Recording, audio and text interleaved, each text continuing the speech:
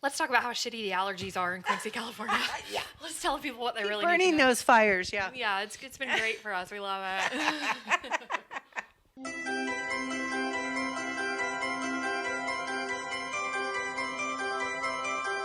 Welcome back to A Girl Business Podcast. I'm your host, Shelby, and today with me, the woman that really doesn't need any introduction, the blue to my pink, Miss Oceanna of High Sierra Mermaid. Oh, good morning. Thank you Thank you for this opportunity. Cheers. Oh, Well, cheers. thank you for... Cheers. I wouldn't have this opportunity if it weren't for the guests, so really I should be thanking you girls. You're like the Wizard of Oz of Quincy.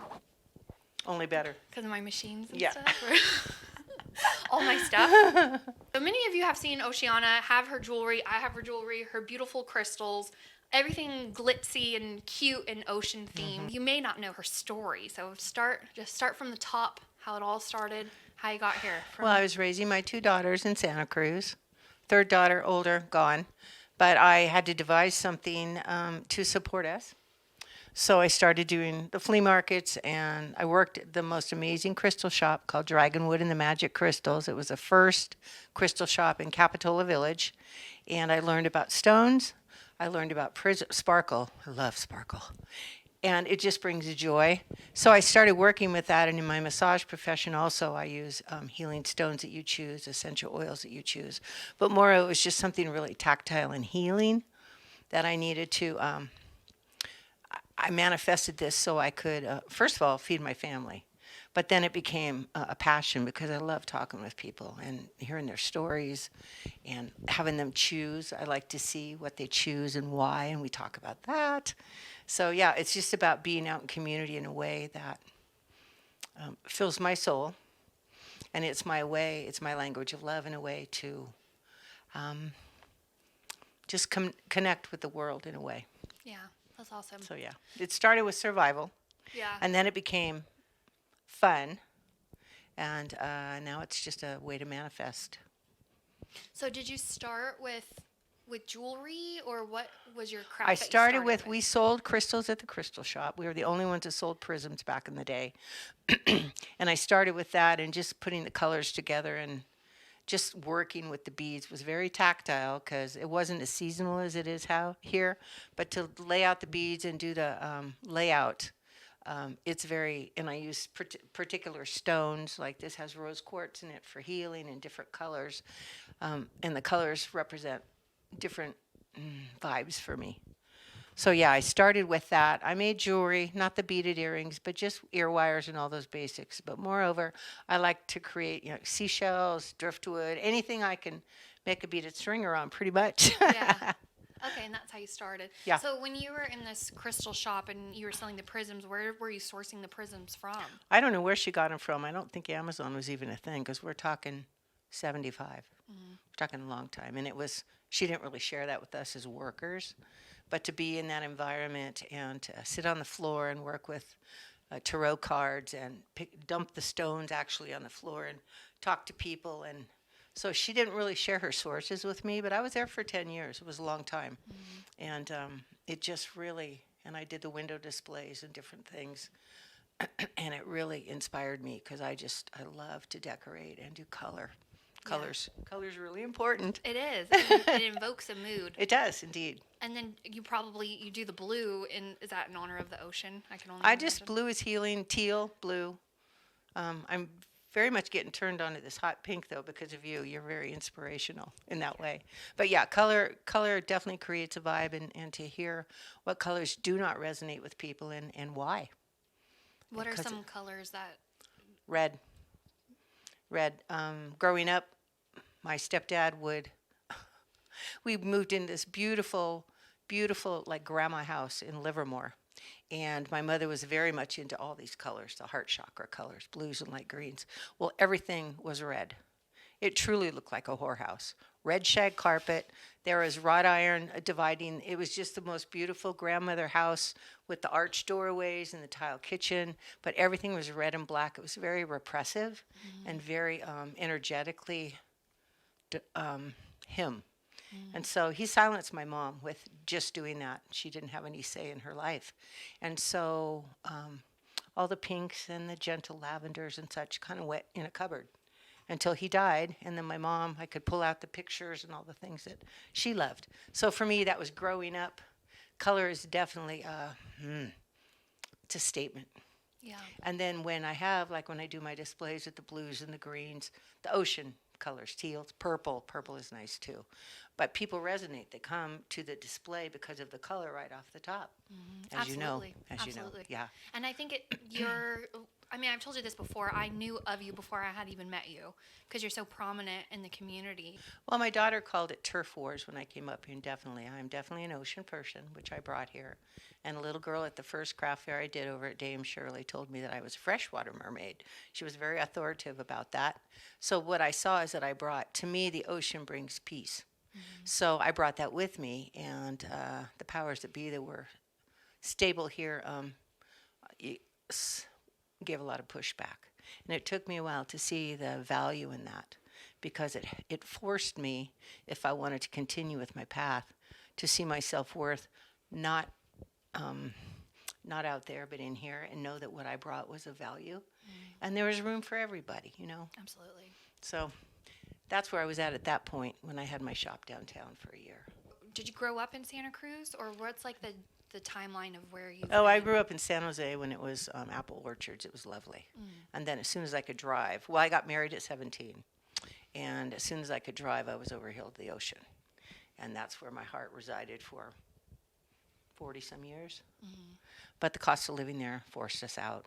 And my husband had come up here for many times with his family, and he said, "You want to check out this little town called Quincy?" So I said, yeah, and we came up here, and within a week we found a place for a third of the cost of our apartment down in Capitola. And so we made the move. But I guess what I would say is that really search your heart if you're trying to create a business, and be sure you have a strong support network, because there will be pushback. It doesn't matter what you do. It's just that you're somebody new. So when my daughter called it turf wars, that's exactly what it was, in a very passive-aggressive way. But it definitely tested my strength in myself. So, and I had never been in seasons. It's very seasonal here, and that has to do with the lifestyle. And I was fighting that because I will always want to be barefoot. So. Doesn't work in the snow. You'll get a fever, a cold. Yeah, barefoot in no. the snow. You're from San Jose, and then you're by the ocean for years, and that's when you worked at the prison. Not prison. Oh my God, Prism. Yeah, the Magic Crystal store. The Magic Crystal store. So you're at the Magic Crystal store. And how many years did you say you worked there? I was there 10 years. 10 years. And then were you doing your own thing while you were working there? On the side, yeah. I would go to the flea market. There was a wonderful flea market there at the old drive-in, which everything's gone now. So Saturday and Sunday I would take my wares, but also just, what do I want to call it? Just, it's called Sacred Commerce, but basically, which is a fabulous book, by the way. But basically it went from, I got more and more comfortable with people, meeting strangers. And so I brought some of my wares, but I was never able to, I'd have to go to the flea market, buy a bunch of jewelry, dissect it. And prisms like this were not available. Maybe there was Amazon, maybe there wasn't, but I had zero computer skills. I had a flip phone, so, that's where I was at. Could slam it shut. Yeah, that's it. Well, I didn't know how to research any of this. So, yeah, coming up here, and wonderful women that knew that I liked to dissect jewelry, for an example. They would have a jewelry box or a bag full of stuff, and they would bring it, and we would talk about dissecting it and make something that they chose, like grandma's necklace. You didn't like all of it except maybe like 3 beads. So that was the sacred part. And so it inspired me to co-create with others, because it's really fun, and it's very rewarding. Yeah.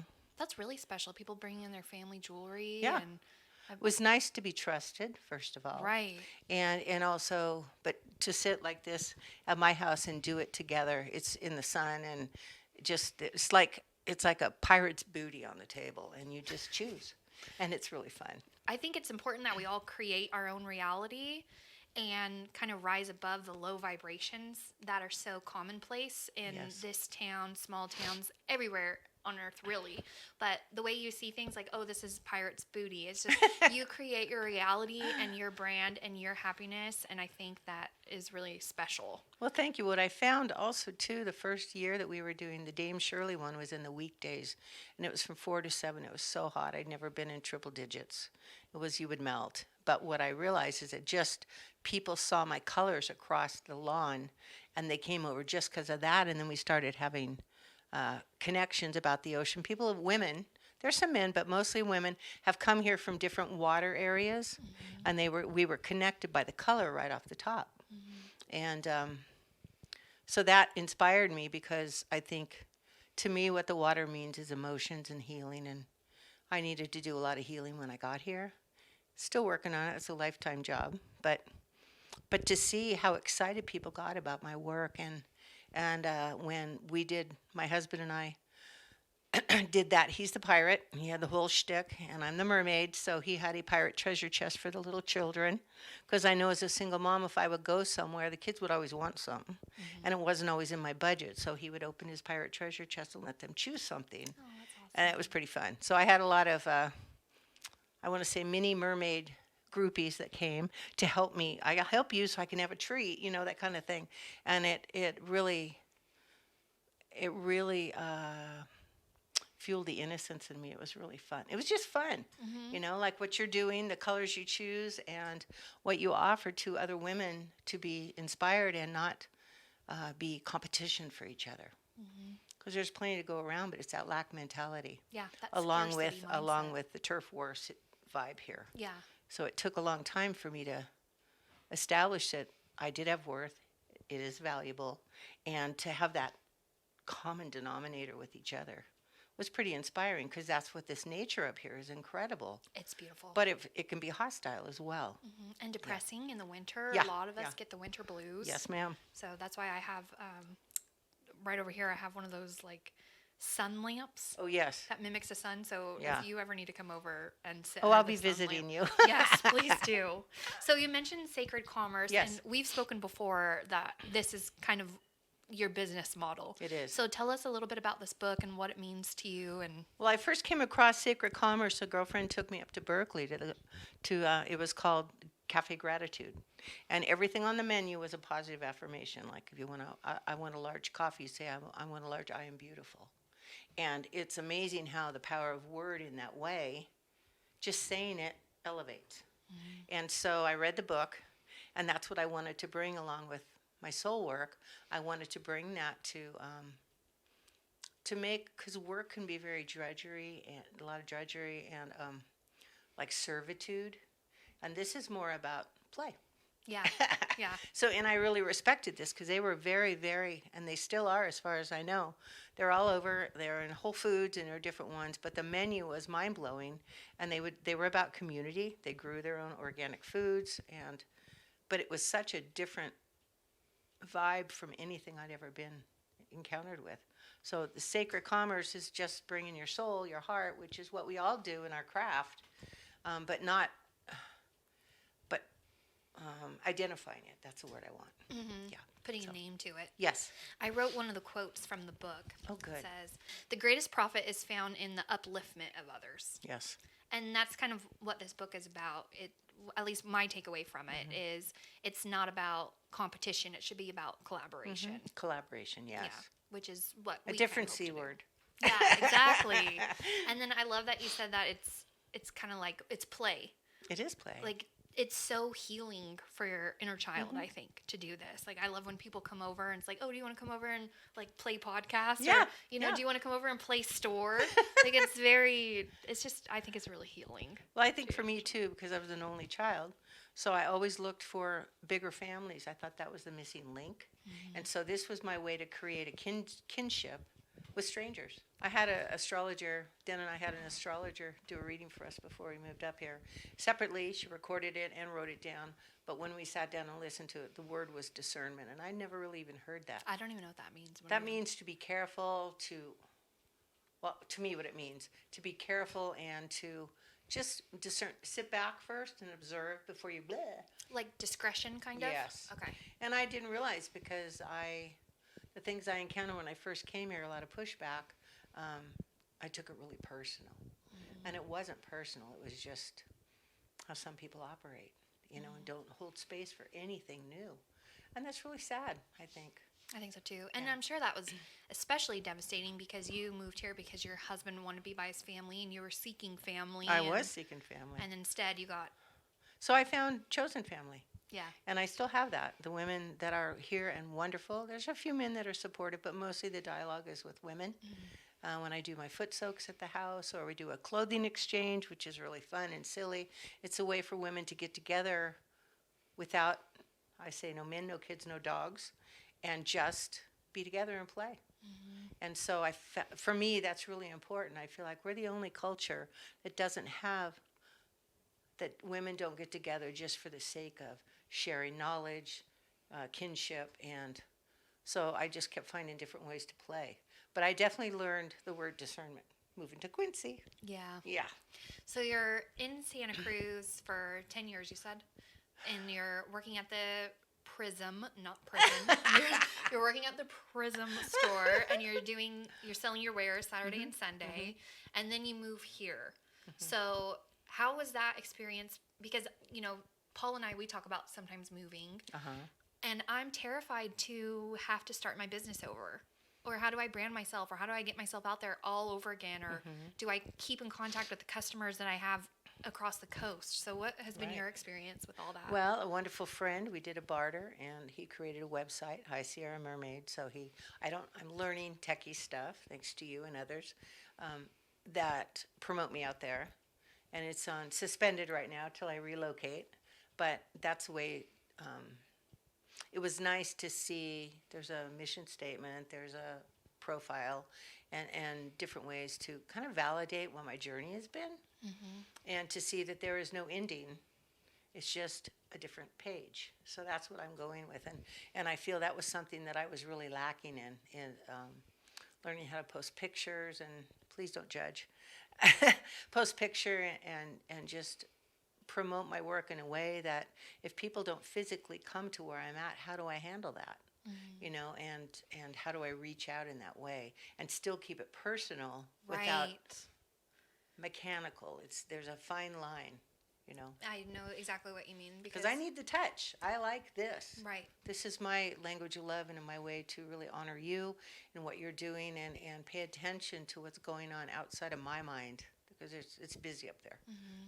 Yeah, I know what you mean. When I first started my business, I said, I'm not going to do any social media at all. And I didn't for a while because I'm like you. I want to have that face-to-face. Yes. I don't want some random person in Arkansas ordering my stuff online. Right. I want to have a long-term relationship with the customer that's going to say, I have a birthday coming up. Let me call her. Yeah. I want to get to know you. And so, but on the flip side of that, you almost have to have some type of social media presence. Definitely up here. Yeah. So that is definitely a fine line. So, and Yes. a hard balance. Yeah. Well, it's seasonal, and it's something that when I got over that, okay, I bragged that I'm a menopausal mermaid who will be barefoot in the snow. No, I own all the things, which I will be happy to retire, the Ugg boots and the gloves and all that, because I just want to walk barefoot on the earth. It's grounding. That's not possible here in the winter. But there's also that silence and that quiet of the seasons that is so magical. So yeah, just honoring the seasons and being patient. Yes, patience. That's really good. Because we all kind of have to hibernate all winter. Yeah. So you're at the 10 years and then you move here. Did you have to change your business name? Because you're High Sierra Mermaid. We all know you as High I Sierra. created that. Actually, I was looking at all the business cards I've had over the years since the 70s. I started out as Mermaid Designs. It stayed Mermaid. That was a common thread. But a friend took me up to, I think it was Snake Lake, took me up to Snake Lake, and we were sitting on the deck, and there were two beautiful mountains, and the water was just like a mirror, like a turquoise mirror. And she said, no, because I kept trying to, what name would resonate? 3 is the sacred number for me. So she said, if you can envision in the middle of that water a mermaid splashing up. And I said, that's it, High Sierra Mermaid. It's where I live. It identifies me. And so that became my new mantra. Yeah. And of course, everything I create, I try to do other colors besides turquoise, cobalt, blue, but just, I think it's part of my growth, Each chapter is something different. And it's part of my growth of my self-worth. And also just where is the limit of creativity for all of us, you know? I mean, we're amazing human beings, and what do we create from our heart? Yeah. So everybody's a sacred commerce. It just depends on where your focus is. Yeah. I mean, don't get me wrong. I love money. I need money to survive. But also it's this connection. Yeah, I've had my wares in stores and there's no connection. And I have to jack my prices up to accommodate whatever it is. And I don't get this. So I'm lacking that, you know. And that's will always be the most important thing. I'm a laborer, so that makes sense. You got to connect all the time. Yeah. And then on the circle, I'm an Aries, so we're complementary because we're the opposites. Like I said, you're the blue to my pink, truly. That is an honorable statement. It's so true. And you were just so nice because we met when I finally met you in person was at the Elks Lodge summer show. I had never met you before, and you came over and you're so nice, and you're like, I really like your stuff. These are the other shows that you should do that I think you would be good at. It's good to share. It's so important to share. And a lot of crafters, like if anybody's watching this and you're new to the craft fair circuits, a lot of people gatekeep. They don't want to tell you what that's a shows. good term, yes. Yeah. So what has been your experience coming up here? Because I know we've talked off camera about some negative experience that you've had. So you're here, you've moved to Quincy. Now what's happening? What was it like when you first got here and your early experiences of the I sat community? alone in my shop all day long, 8 hours. And I didn't know anything about technology in that way. But the more that I got, because my nature is not to sit there. It's really not. I got a lot of things made, but I also had a rent every month, and that was a contract, so I needed to honor that.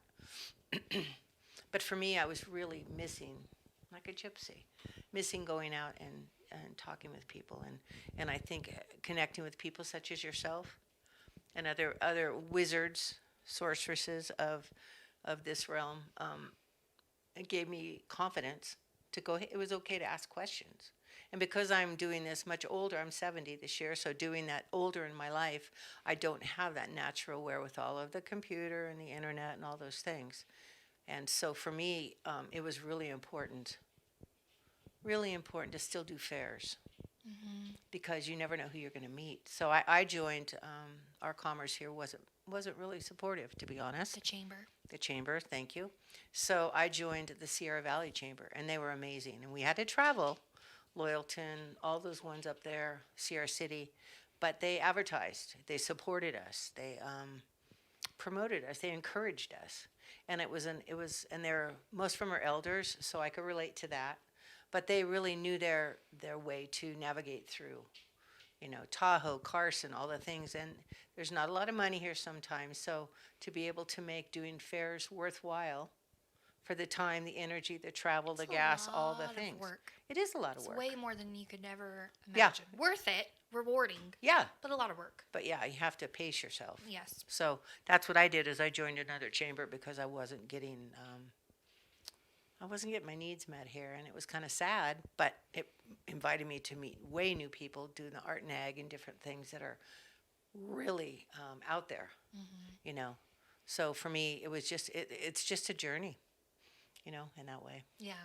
So when you got here, how long were you here before you got into your brick and mortar? And how did you find that it was available? Where was it? I had some earrings in a friend's shop in a tiny, tiny little massage room that barely fit my table, and she let me be there to start to promote myself and do some massage, but I always wanted to have my own business. So when this was the old co-op, I don't know when it was, it's the original one on Harbison, and I found it, and it was affordable, and so I was excited because I've always wanted to do it by myself just to see if I could do it. And so we transformed the building because it was pretty tired, and the new owners just spoiled me rotten, did all the beautiful things. But again, sitting there all day long, it was very discouraging while the bills are still coming in. So that was the brick and mortar part. And I said my husband and I transformed it, and it was a wonderful space to call my own. And I had beautiful lights in the nighttime. That was before the drunk rush was really active and I didn't know anybody. But the nighttime windows were so much fun. There was nothing like that in town, but nobody was out at night. So that was also experience. So the fair seemed to be more, I could, with my amazing husband's help, I could transform a space for a couple hours. So it's like a pop-up shop of sorts. I love that term. That's what I always Yeah. say too. It's a pop-up shop. Yeah, and I think it's going to be more and more with the way that the world is going. People are just inspired in a way that, you know, we still need to make a living. We still need to do our craft, and but to help support each other in doing our dreams, whatever they are, in the energy that's flying around right now.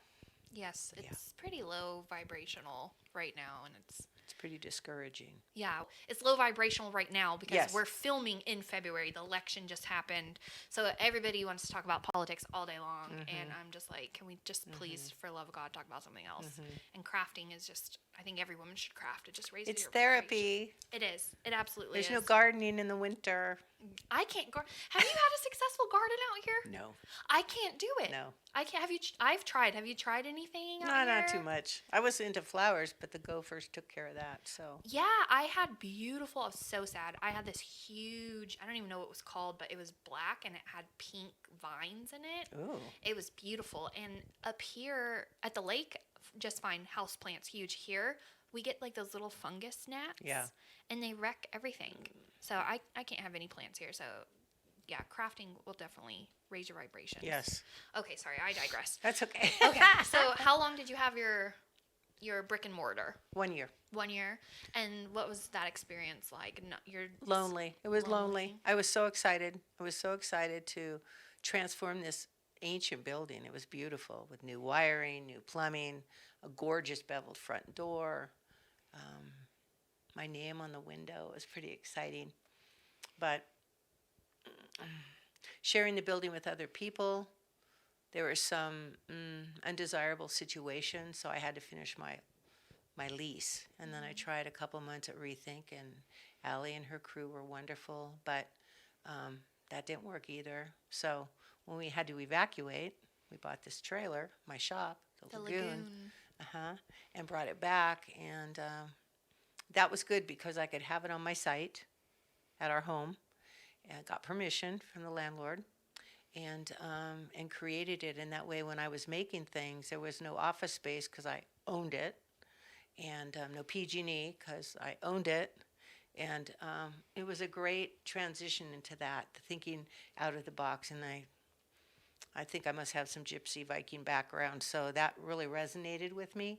I could walk barefoot from my front door to my shop, open it, display, and still have the craft fairs. Yeah, so that seemed more to who I was personally. Yeah. So tell people, because I think we're going to see more of that trending. Yes. Because commercial space right now is not affordable. And I don't think of it, and you probably relate to this too, but let's say your rent is $1,000 a month. I don't think, oh, that's $1,000. I think, okay, that's X amount of cutting boards I have to make.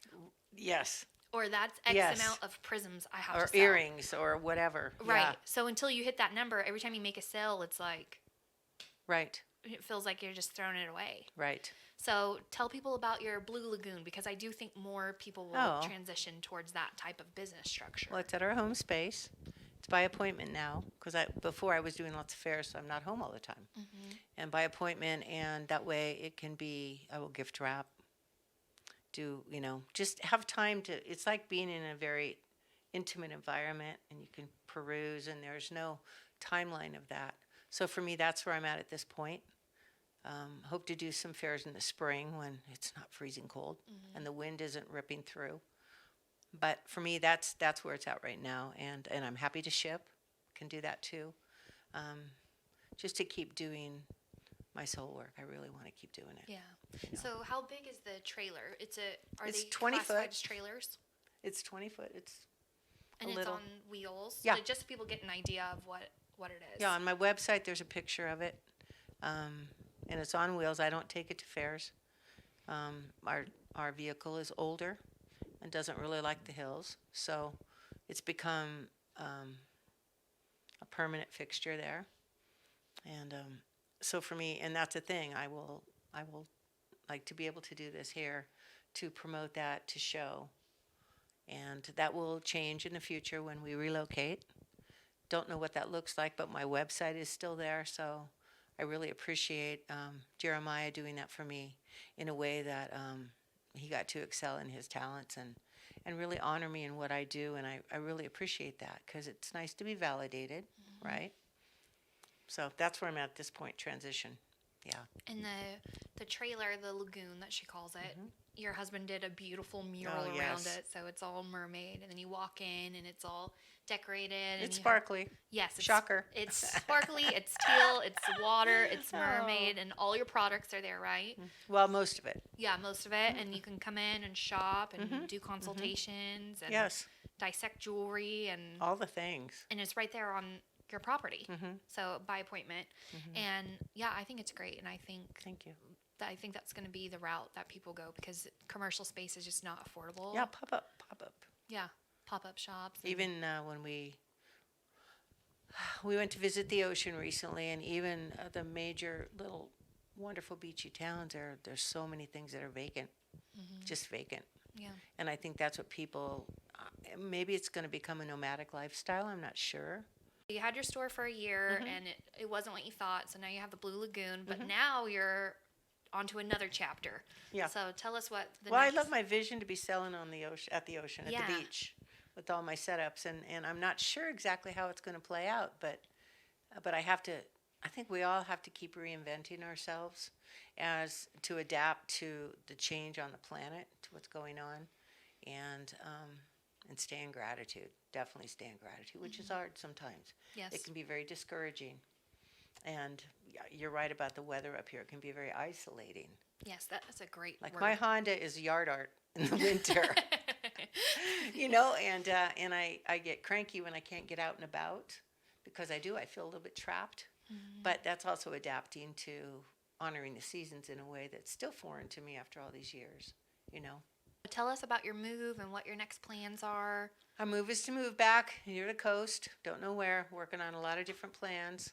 And it's bittersweet because I've made wonderful, wonderful friends. I love you dearly. I will be visiting her. So. Yeah, a lot of opportunity to go on a beachy trip. But that's where I think, I know for me, I'm tapped out up here. And I'm not enjoying the seasonal change. I think I've learned so many lessons here and continue to learn. But to be grateful for the positive and negative because they're teachers for us.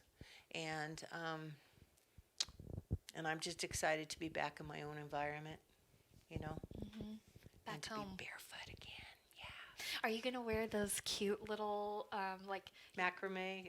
or like the sandals, but there's no bottom? Yeah. It's just like little beads? Yes. Is that like the style Yes. out there? Well, I don't know what they do out there because, the beach where we were in Santa Cruz isn't really, it's unfortunate how it's shifted in a way where you got to be careful walking barefoot for lots of different reasons. But I just want to dig my toes into the sand and listen to the constant, the ebb and flow of the ocean is really good because all the other things that are on the internet and, the things we're feeling spiritually also is very disheartening, So for me, that is my vision. That is my fantasy. And, it takes time to work towards it, Definitely. So that's my plan. Yeah. Not sure exactly where or when. My thing is I give it to spirit and then I micromanage the hell of it, out of it. And I'm trying not to do that. I'm trying to just be patient and know that the right things will come along and to honor the moment wherever I am because I'm a planner and that's very difficult. As a single mom, I had to plan all the time, think about, well, what if this doesn't work or that doesn't work and, and regroup. And I'm a little slower now. But that's my plan is to go where I tell my daughters when you get the call, you got to go. So it's kind of like in Hawaii when they blow the conch shell, Oh, yeah. Yeah, it's like, yeah, I'm hearing that. Yeah. So there's probably a lot of young women or women of any age or the girls that have been born and raised here. What would you tell them if they're getting that feeling that, hey, maybe I should leave? Or what did that feel like for you when you knew you were at a point where you need to reinvent yourself? Well, it's scary. It's bittersweet. But it's exciting out there because this is a very small goldfish bowl comparatively. And I'd say try your wings, you know. But I think before we do anything in life, even if we stayed put and never left, to find the confidence within ourselves. And I didn't know how to do that for years. So I was looking out there all the time, and everybody's got their own perspective, their own agenda, and sometimes it's evident, sometimes it's not.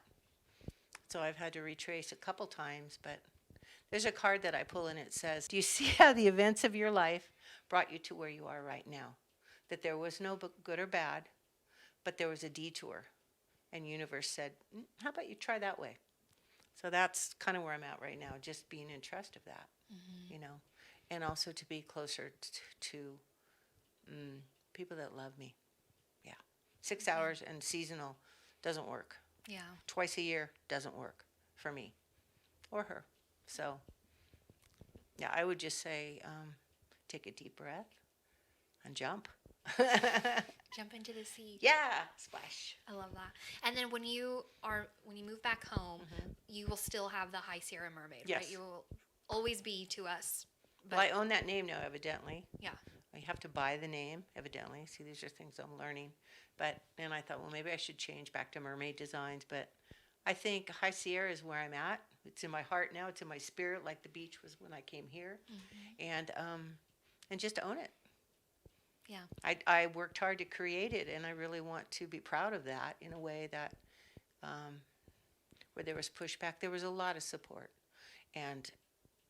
But you get tired sometimes, you know. Yeah. How do you deal with getting that pushback? Because unfortunately, that is common in this industry when we have a couple of bad eggs. Well, I took it very personally until I went to a counselor about it because it freaked me out so much. Someone coming into my sacred space, because that's sacred space is really important. And my counselor said, this is what happened for us when we moved up here. We opened a coffee shop. Had nothing to do with that similar vocation. And it didn't make any difference because it was turf wars. And I didn't know what to do about that. I was going to run home with my tail between my legs. And I had a contract, so I had to stay. But just to see, because I thought, why do we have to be like that, you know?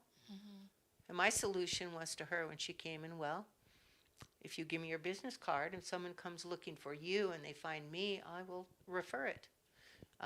She did not. But I learned something about that, about standing my ground and just really standing my ground in the wind of it. I wasn't ready, and I did take it very personal because it was personal to create what I did. My heart was really out there, so that was the discernment part.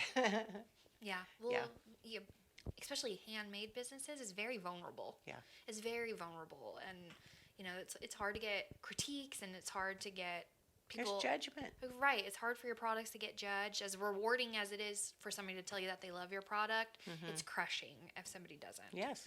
So it is personal. It is business, but it's also personal. I learned about trust. I think that was the main thing because I came with an open heart from all the years that I was searching. And then I realized I'm an only child. That's really okay.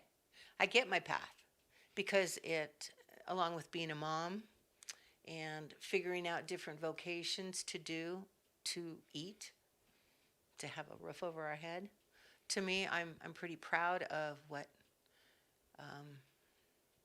that I'm still here, first of all. And just proud to walk the path with women such as yourself that do see that we need each other, you know? I don't know what it would be like to be in this world right now and not have a craft at all. It would be pretty awful. Definitely. You know? It'd be pretty stifling. And so I'm super grateful for that, you know? And to just be, the people that were not kind have taught me to be kinder. That's a good takeaway. You know, truly. Yeah. Yeah, don't let them change your Dull your manner. sparkle. Yeah, exactly. And we're two sparkly girls. Yes, We love ma'am. our sparkle. What was it like starting this business and this journey and being a single mom?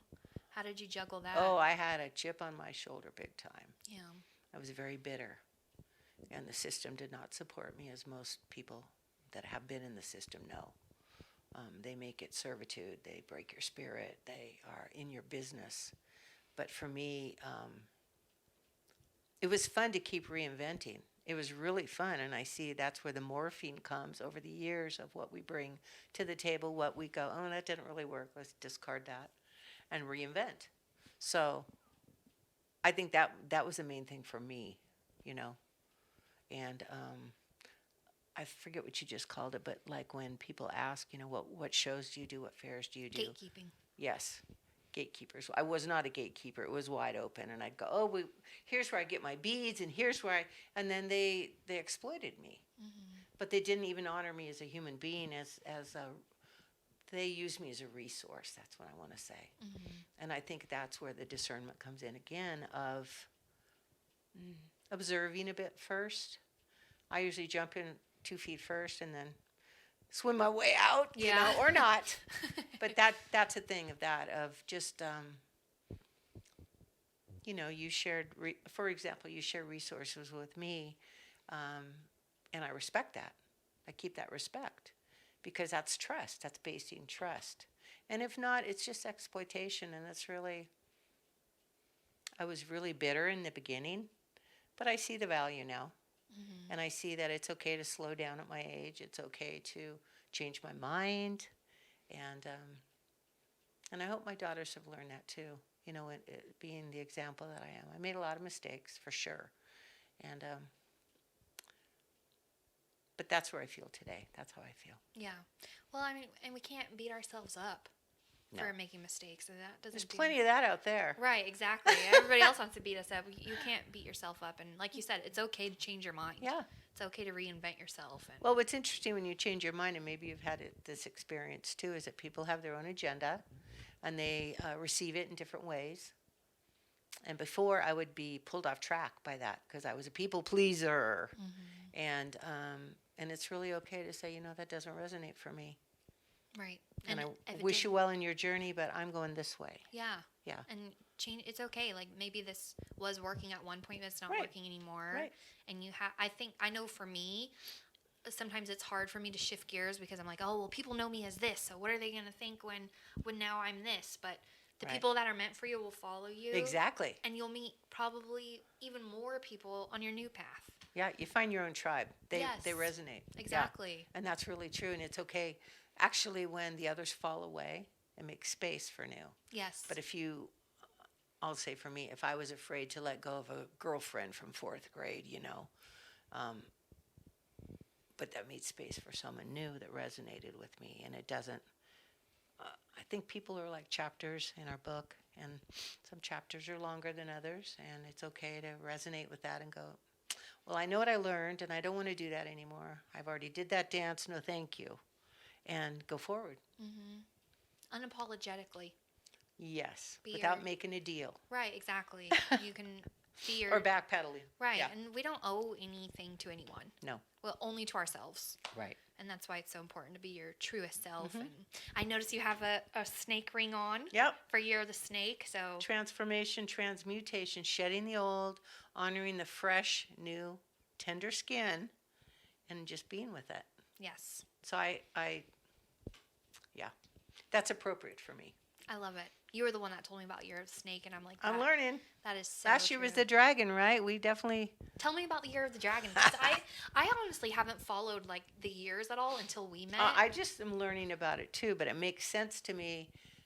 Metaphysically, it makes sense to me in my heart. Mm-hmm. The dragon was finding our voice, you know, reading a book called When Women Were Dragons that is amazing. Transforming women, transforming in the 50s, because our role was very different then, and finding our voice and burning down the system and all the things. So the dragon, that made sense last year, and the snake also makes sense because we are transforming even if we don't want to.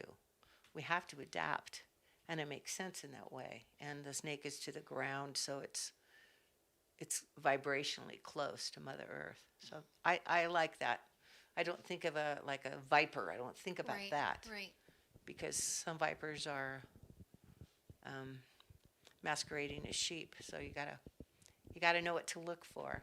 But for me, that's what I'm. It's fun to tap into that.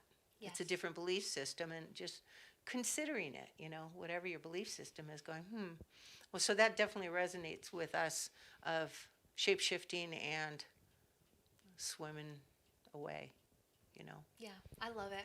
I'm very grateful for multiple reasons that our paths have crossed, but Me too. the year of the snake, I think that was one of the big ones for me. And then also, I mean, it sounds like you're very well read. You read Sacred Commerce. I'm not a great reader, but this one just so resonated for me because, like I say, my girlfriend and I went up to Berkeley, and it was the original Cafe Gratitude, and to sit in that building, and they had huge murals of different, like, it's about perspective, like you're looking at a field and one side is all burnt and dry, the other side is glowing and growing, and just thinking about, through our perspective, how we see things. We have a choice. And so That's pretty deep. it was pretty cool ordering food with a positive affirmation, and the food was incredible. And Berkeley's kind of a transformational place anyway. It's pretty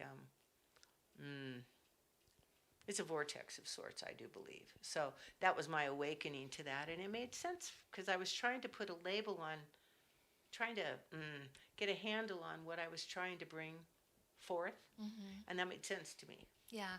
And So- then what was the book, the dragon book? What was that one called? Oh, When Women Were Dragons. When Women Were Dragons. Yes. And that's all about finding your voice. Yes, and discarding the role of what we're put into as women. That's what I'm getting out of it. I'm not finished with it, but it resonates. It resonates. How have you seen women change throughout the years? Well, women such as yourself are very inspirational. Growing up, I was born in '54, so growing up, my mother was very silent, and she was in the housewife, white picket fence, stay in the kitchen, keep your mouth shut, keep your opinions to yourself.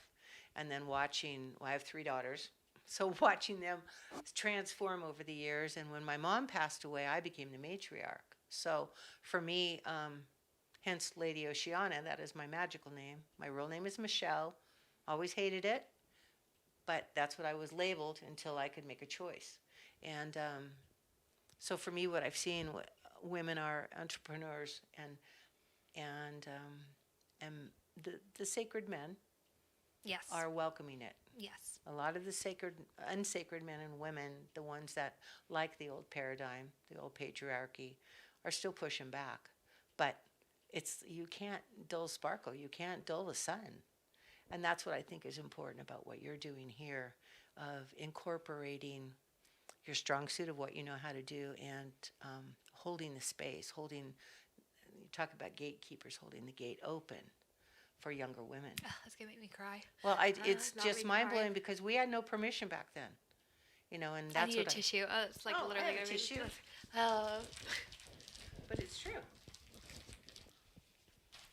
women have come a long way. Yeah. Yeah. So he's holding the gate open. Gatekeeper, that's good. Yeah. Yeah. In that way, and I see a portal. I see a portal being held open in a way that we all have value, and to be able, now I'm going to cry. We all, I have Kleenex ready, but we all have value as human beings, and to see that there is space for all of it. We're like a puzzle that fits together, and we can fight it, we can judge each other and isolate each other, or we're family. And that's a big word for me, being by myself all my life. And when my mom died, it really changed things. Yeah. Oh yeah, now we're crying. Oh, Now we're in the real shit. part. Oh God. But that's the truth of it. I don't know much about men and how they were encouraged or not encouraged, but I know we had a role that we were definitely put into it, set in the 50s, which is where I came in. And my mom had a lot of anger and a lot of sadness and a lot of rage, which gave her MS in the end, and that's what took her out. And in my opinion, because I saw her spirit just wither. So I think maybe that's also about the snake, what I see. When she shed her skin, it was too vulnerable. And she went inside, and she self-destructed in a way. And there was no love and support for her. There was not women's groups. Maybe there were, but she never resourced it. And the man that my stepdad, who she was married to, was very domineering and very narcissistic in a way that was really harmful to her. But she stayed because that was security. And so many of us do. And it is not. No, it's false. A role we play. Yeah. It's a false. I don't know who needs to hear this, but if you're staying in a relationship for security, that's not security. Yes. And it will kill you. Maybe not literally, but on the inside, it will ruin you. And also the powers that be of, if you have children, we're demonstrating to our children, this is how men and women treat each other. And that becomes the norm. And it's, So yeah, for me, I think watching the generations beyond me, I get to be the elder in the back observing and just nodding. Yes. Yeah. Because that didn't happen for me. So I accepted crumbs for so long in a way that, spirit will bring you whatever you believe about yourself. So I have relationships and experiences and work relationships and friend relationships that mirrored that. So if I have an opportunity to be anything, I want to be a mirror for love and compassion. If people remember me, I'd like them to remember that. I think we definitely will. Okay, we're done. Okay, we're crying. 2 crybabies. It's allergies, you guys. These allergies and these quincy. It's allergies. But I mean, as women, we're vulnerable creatures. So this is the reality of it, and it's exciting for me to hear that your generation sees such a change in the next, and I hope that for the next one after me. Me too. And my niece, she has it's like a little play altar with like a little cauldron and spell books. Oh, I love it. It was so cute. And one of the spell books was how the whole thing is based on the premise of how to turn a frog into a prince. And my mom was like, no, like, we're going to change that. Like, we're not doing that narrative anymore. We're doing, like, we need to find something like how to tap into your inner goddess or not this men-centric. And you said it too. There's some really good men that support us. But right now, the way that the system is, it's very patriarchal. And I think women tapping into their strength and becoming entrepreneurs and creatives. Supporting each other, cheering each other on. Yes. Not slamming the door in the face. It's like that doesn't empower anybody. The person that's slamming the door, that's fear. Insecurity. Yeah. Yeah, insecurity for sure. What do you hope to see for the next generation? What would the ideal Oceanna world look like? I see just people sharing, like the pop-up stores, the community gardens, if somebody's cold, give them a couple things of firewood. Come on, because to watch someone suffer it's not an achievement at all. And that's what I'd like to witness. I thought coming up here, I had serious ideals. I thought, this will be great. It'll be wonderful. I tell my husband he's got the Norman Rockwell template and I do not. But I actually had those fantasies too, of being welcomed and accepted and just being fucking happy, Just give me a couple days and 70 years of joy, just bliss, joy. So for me, that's what it is about being, getting to know people and just having them walk through the path with me, and being able to be honest. This is a random, letting go when the time is right. Yeah, I think that is going to be the theme of our episode. I agree. Renewal and Year of the Snake and women. When women were dragons. Yes. Yes. Oh, and you also read When Women Were Wolves, or no, I don't know that one. What is it called? The Wolves. There's another one. Oh shit, what is it called? I think it's called I don't know, something about women and wolves too. So I should probably know what it is. But I'll link it in the description, and I'll link this and the dragon book and the wolf book. Some great resources. And then you have some shows coming up, right? So do you want to tell the people where to find you? Well, weather permitting, Crescent Mills, Lisa is Fabulous, be the first Saturday of March, April, and May. First Saturday. She's definitely the, she's the foundation of Crescent Mills, the way it's shifted. That I'm doing for sure. I'll be there too. Good. I'll be Wonderful. She doesn't know yet. I need to tell her. Oh, Actually, no. thank you for reminding me. Lisa, I'm signing up May. I'll be at the May Yeah. one. So Yeah. that'll be fun. So, and I think that's, at this point, I have other opportunities to be outside, weather permitting. I can't I can't handle the wind or my sparklies do not like the wind for sure. But moreover, just holding the space where I am right now, my location, and keep creating, just keep creating, to not get frozen in time in that way. Yeah. And what's the best way for people to reach you if they're interested in jewelry or? Well, I have a website. You can go on there, but I don't do ordering or Etsy or any of that. But just call me at my phone number. Just call me. I prefer that. I have an email, but I want to talk to you and hear your voice. So for me, that's the way it is in my shifting of my life, living situation. But I want to continue to be open and responsive, and if there's any other opportunities that I can be out with the women, I want to do that. Okay. That's all I know. We'll have your phone number, and then any closing words of advice or. I wrote something. Wait a minute. I want to say I was grateful for all the experiences, positive and negative, and I want to encourage everyone to stay grounded and strong in what they're passionate about, because that is going to be our lifeboat for this chapter. I do believe that. And to keep loving each other. Just keep loving each other. There's no cost, you know.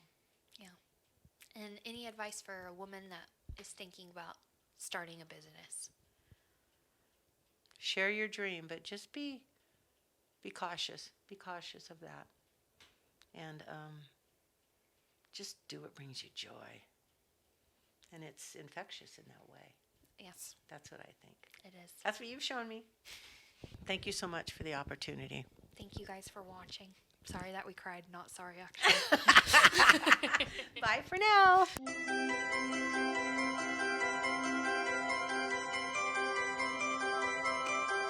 You have the most energy of anybody I've ever known. It's definitely lovingly infectious. Thank you. Totally.